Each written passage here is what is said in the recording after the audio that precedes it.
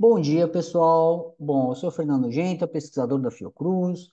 Eu quero continuar com vocês hoje a discussão que a gente vem fazendo ao longo dos últimos dias, né, de como utilizar a curva padrão para fazer medidas de proteínas, né, mas a lógica que a gente está usando se aplica a qualquer tipo de molécula que tenha uma técnica boa de quantificação. Então, eu quero continuar essa conversa mostrando alguns casos práticos, né, e problemas que a gente encontra no dia a dia do laboratório.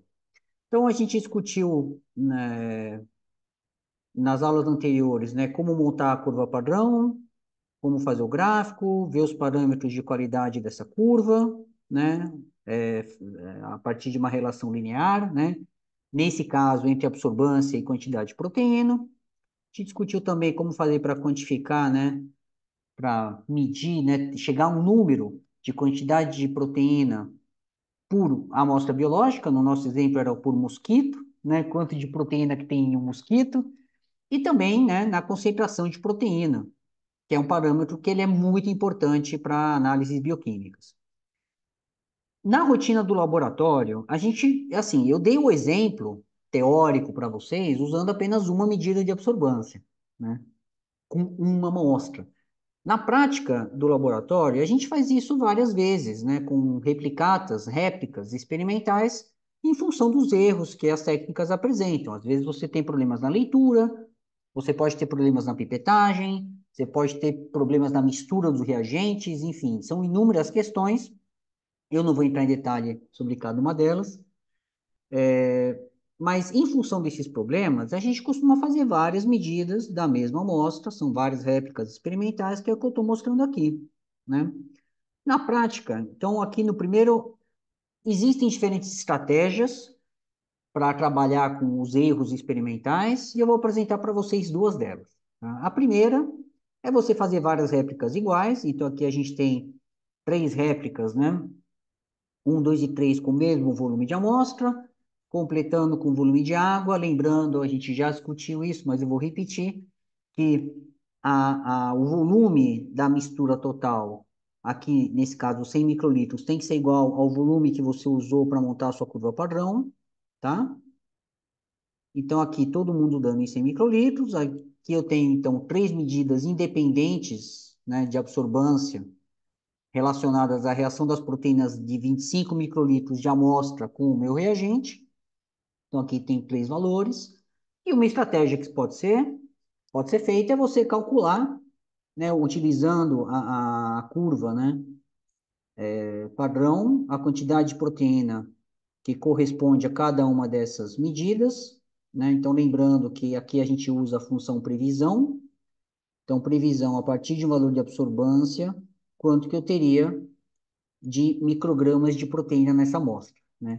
Lembrando que no caso da função previsão, você tem uma inversão entre os valores de x e de y, que você precisa levar isso em conta na hora de colocar, né, os valores da função.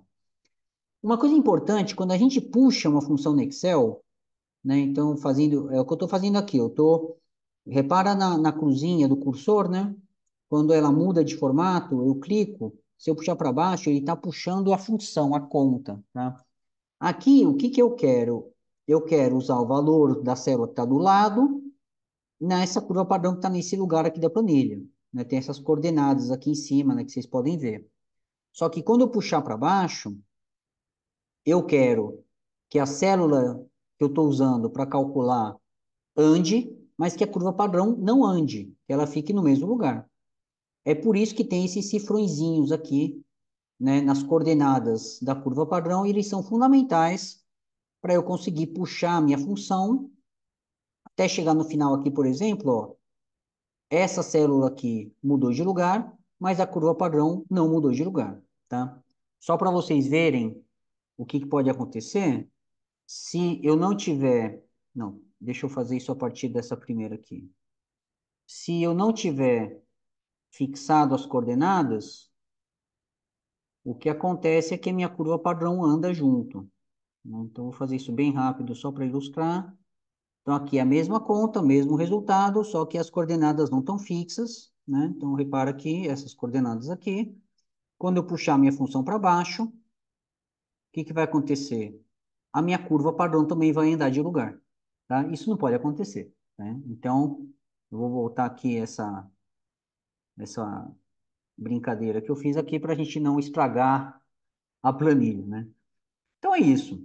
Puxando a função para baixo com as coordenadas da curva padrão fixas, você pode fazer centenas, milhares, quantas medidas de proteína você quiser. O único trabalho que você vai ter vai ser o de puxar a função, ele vai calcular automaticamente a quantidade de proteína. Se você não tiver nenhuma alteração aqui, as contas são as mesmas, então para eu saber a concentração, eu vou dividir pelo volume de amostra, multiplicar pela diluição. A gente já discutiu isso, não vou repetir. Para saber quanto tem de proteína total, multiplicar pelo volume total da amostra, nesse caso 200 microlitros, e para saber quanto tem por inseto, por órgão, por unidade de amostra, você divide pelo número, né, de organismos, órgãos, tecidos, enfim, que você usou para preparar a sua amostra. Então, aqui a gente chegou em 3 medidas independentes, tá? E aí eu posso calcular uma média, posso calcular um desvio. Então, essa é uma das estratégias que se usa. Eu também poderia ter feito, que vai dar no mesmo resultado, a média dos valores de absorbância e usar a média, né, para calcular, tá? Aqui é importante prestar atenção na variação que pode ocorrer entre esses valores de absorbância, porque pode ser que nessas triplicatas, né, nessas réplicas que você faça, tenha um valor muito discrepante. Então, vamos imaginar que aconteceu um problema ali na leitura, né? E aí, esse valor aqui, em vez de dar 0,2, deu 0,5. Aí você já vê, né? Olha, tá muito diferente das outras duas, deve ter acontecido um problema aqui. Isso vai se refletir nas outras medidas. Então, na prática, a gente descarta esse valor, né? Enfim, mas eu vou deixar o exemplo aqui bonitinho, tá? Depois vocês podem baixar essa planilha e usar à vontade, tá bom, gente? Bom, outra estratégia, que é a segunda estratégia que se usa no laboratório, é essa aqui que está aqui embaixo, né? Vale dizer também que, assim, a gente usa essas estratégias de replicatas quando a gente tem amostra sobrando. Se você está trabalhando com uma amostra, tem uma quantidade de proteína muito pequena e é muito difícil de conseguir, muitas vezes você acaba ficando limitado a trabalhar com um ponto só. E você vai confirmar, né, se aquilo lá está bom ou ruim através de outras técnicas, tá? Mas vamos imaginar que a gente está com uma amostra corriqueira, da qual a gente tem bastante quantidade, a gente consegue reproduzir isso bastante, então a gente pode fazer várias medidas para ter a medida mais correta possível, tá?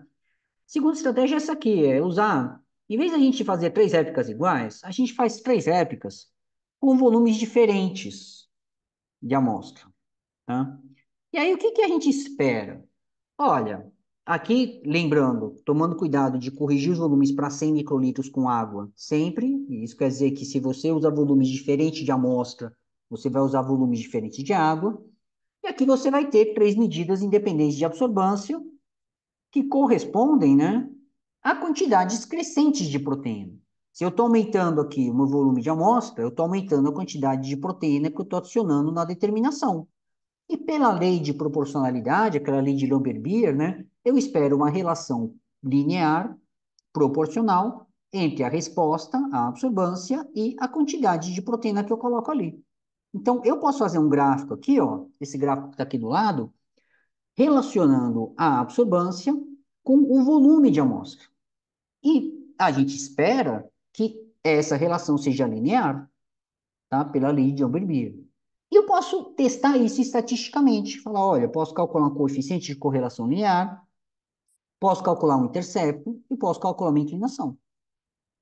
Os significados aqui vão ser um pouco diferentes dos significados da curva padrão. No caso da linearidade, do coeficiente de correlação linear, não, né? Mesma coisa, o R próximo ou igual a 1, bom, o R igual a 1 corresponde a uma reta crescente perfeita, pontos perfeitamente alinhados, ou seja, a chance desses pontos estarem alinhados por acaso é zero, né? Então, eu tenho certeza que isso aqui é uma relação linear. Existe uma, né, correlação linear entre essas variáveis, não confundir com causalidade, mas isso é tema de outra aula, tá? Nesse caso, sim, né? Quem está causando, né, o aumento de absorbância é os volumes crescentes de, né, amostra que eu estou colocando nos meus tubos, né, nos pocinhos. Mas, enfim, Então, aqui a gente tem uma relação linear perfeita. Então, aqui eu já tenho um outro critério para falar, olha, tem um ponto aqui que está errado, que não está legal, né? Por exemplo, seguindo aquela lógica, faz de conta que esse cara aqui, ele dá 0,5. Aqui eu já vou ver, opa, eu tenho uma relação aqui que não está linear, né? Nesse caso aqui, imaginando que esse terceiro ponto dá um erro, eu vou ter uma reta média entre os pontos que não se sustenta pelo coeficiente de correlação. Então, aí eu já tenho um indicador muito claro de que tem um problema na minha medida. Com 3 pontos só, fica difícil de saber quem é que está errado, tá? Se é esse cara do meio, se é o primeiro, se é o terceiro. Então, às vezes é até melhor fazer mais de 3 pontos, fazer 4, 5 pontos, mas isso vai depender da quantidade de amostra, né? Mas, de qualquer maneira, no meu exemplo, né, eu tenho aqui 3 pontos que estão muito bem alinhados. O meu intercepto corresponde à absorbância, aonde a reta cruza no eixo Y quando não tem amostra, quando o eixo X é zero. O que eu espero? Que esse intercepto seja igual ao da curva padrão, ou muito próximo. E é o que eu vejo aqui. Tá? Isso significa que, ao não colocar amostra, eu espero não ter nenhuma resposta, né? Uma resposta que corresponda a 0 microgramas de proteína. Seria o intercepto da minha curva padrão. Então, a princípio, eu tenho bons parâmetros de qualidade, né, nessa quantificação de amostra. Tá? Eu vou discutir depois com vocês desvios, né, outros tipos de erros, tá? Mas hoje eu só quero explicar a lógica do teste. Tá? Então, aqui eu estou testando a qualidade da minha medida pelo coeficiente e pelo meu background, né? Pela minha resposta quando eu não tenho, né, amostra, ok? Bom, seria o meu ruído de fundo, né? A minha linha base, né? Então aqui está tudo certinho e eu vou ter um outro parâmetro da reta que nos interessa, que é a inclinação. E aqui, presta atenção, que a inclinação de uma reta sempre é um parâmetro bidimensional. É ΔY por ΔX. E aí a gente precisa ver no gráfico aqui o que ela significa nesse caso. Então, eu vou ter variação, quanto a minha absorbância varia em função do volume de amostra que eu coloco. A outra leitura é você falar, olha, a inclinação dessa reta é 0,0059 absorbância por microlitro. Ou eu posso pensar, em regra de 3, que a cada microlitro de amostra que eu coloco, minha absorbância aumenta de 0,0059 unidades. Tá? Bom, essa inclinação é a que eu vou usar para calcular a concentração de proteína. E aqui eu já estou assumindo que a minha medida está muito boa. Não preciso me preocupar com a possível discrepância entre essas 3 medidas. Tá? A conta que eu vou fazer é essa que está aqui do lado. Tá? Então, eu vou dividir a inclinação da amostra, que é esse valor aqui, é a inclinação desse gráfico, dessa reta, tá? Pela inclinação da curva padrão, que é a inclinação dessa reta aqui, que eu calculei quando eu fiz a minha curva padrão. Então, repare que eu tenho a divisão entre dois parâmetros que são bidimensionais. Seria uma divisão de frações, né? E vocês devem ter aprendido isso, né? Se vocês perguntaram quando é que iam usar isso na vida, esse dia é hoje, né? Então, divisão de frações, eu vou dividir absorbância, um parâmetro que é absorbância por microlitro, que é a inclinação da amostra, dividir pela inclinação da curva padrão, que é a absorbância por micrograma, né? Quando eu tenho divisão de frações, isso significa que eu multiplico o meu numerador, é o que está aqui, pelo inverso do denominador. Eu espero que vocês lembrem, né, o que é numerador, o que é o denominador, né? Eu tenho certeza que sim, né? E aí eu vou ter essa situação aqui, né? A multiplicação dessas duas frações, o que vai acontecer é que eu vou cancelar essas duas, né, unidades aqui de absorbância, e aí vou ter um valor que vai ser em microgramas por microlitro, tá? O que é microgramas por microlitro? Microgramas de proteína por microlitro de amostra, né? Vou até completar aqui para ficar melhor. Deixa eu voltar isso aqui para não perder a planilha, mas colocar aqui, ó, microgramas de proteína por microlitro de amostra. É a concentração de proteína da amostra. Outra maneira de eu pensar essa conta é em termos de regra de 3. Eu pensar, olha, Se na minha amostra, 1 microlitro corresponde a 0,059 de absorbância, eu preciso saber a quantas microgramas correspondem a essa absorbância aqui. E aí vou saber quantas microgramas correspondem a 1 microlitro de amostra, que é concentração de proteína. Tá? Então, também dá para fazer por regra de 3, embora desse jeito aqui, além de ser mais fácil, né, de fazer, é o jeito que a gente usa no Excel, né? Porque aqui, percebam, é uma divisão entre dois números que eu consigo colocar na planilha. Então, o que eu tenho aqui para cálculo de concentração de proteína vai ser, então reparem na conta, é a inclinação da amostra dividido pela inclinação da curva padrão. E no final eu multiplico por 20, porque é a diluição da minha amostra. É o que está aqui, diluição de 20 vezes. Então aqui eu já tenho, de cara, a minha concentração de proteína. Que, cá entre nós, tem que dar um valor igual ao que eu calculei usando a minha outra estratégia, né? Bom, como aqui eu tenho elas individualizadas, eu teria que tirar a média dessas três para comparar com essa aqui, tá? Mas dá para ver que está, né, coincidindo, né, ou muito parecido, né? Na verdade, tem que ser igual, né? Pode dar diferença em termos, enfim, em função de alguma arredondamento, alguma aproximação, mas via de regra, esses valores têm que bater, tá? Se não bater, tem algum erro na sua planilha, tá? Bom, a partir dessa concentração, a gente faz as mesmas contas que a gente fez aqui em cima. Então, a gente multiplica essa concentração de proteína pelo volume total, 200 microlitros, vai ter a quantidade de proteína total, que tem que ser parecida, né, ou igual às quantidades de proteína, né, que foram medidas individualmente. E aqui eu calculo a quantidade de proteína por mosquito, nesse exemplo, né, dividindo pelo número de mosquitos que foram usados na preparação. Então, essa aqui é uma segunda estratégia para a gente ter medidas de quantidade de proteína com réplicas experimentais para levar em conta possíveis erros experimentais, variações nas medidas, tá? No laboratório em geral, a gente usa essa estratégia aqui, ela costuma ser mais robusta e mais confiável, mas às vezes, dependendo, se você tem um volume muito pequeno de amostra, ou se você está fazendo um protocolo automatizado, né? Aí às vezes é mais fácil, você acaba usando essa primeira estratégia aqui. As duas são boas, as duas dão bons resultados. Bom, espero que vocês tenham gostado da explicação. Essa planilha ela vai ficar disponível para vocês na descrição do vídeo. Se tiverem dúvidas ou comentários, fiquem à vontade para nos escrever. Um grande abraço a todos, beijo, até a próxima.